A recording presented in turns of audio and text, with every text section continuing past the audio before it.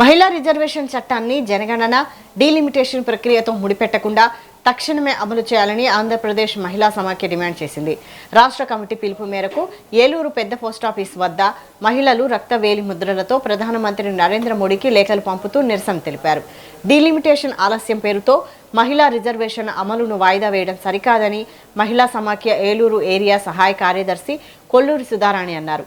ఎలాంటి షరతులు లేకుండా దేశవ్యాప్తంగా 33% మహిళా రిజర్వేషన్ అమలు చేయాలని కేంద్ర ప్రభుత్వాన్ని డిమాండ్ చేశారు.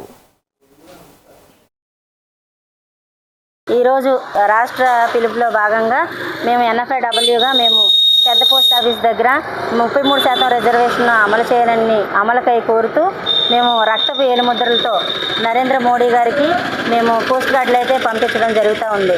ఈ కార్యక్రమం మేము ఎందుకు చేపట్టామంటే 33% రిజర్వేషన్ కోసం మహిళా బిల్లును పార్లమెంటు సమావేశాల్లో అమలు చేయాలని మేము మహిళా సంఘాలుగా మేము డిమాండ్ చేస్తూ ఉన్నాము. షరతులు లేని మహిళా రిజర్వేషన్ బిల్లుని పార్లమెంట్ సమావేశంలో మహిళా బిల్లుని షరతులు లేకుండా అమలు చేయాలని మేము కోరుతూ ఈ కార్యక్రమాన్ని చేపట్టాము. రాష్ట్ర పిలుపులో భాగంగా రాష్ట్ర నాయకులు ఇచ్చిన పిలుపు మేరకు మేము ఈ కార్యక్రమాన్ని అయితే పెద్ద పోస్ట్ ఆఫీస్ దగ్గర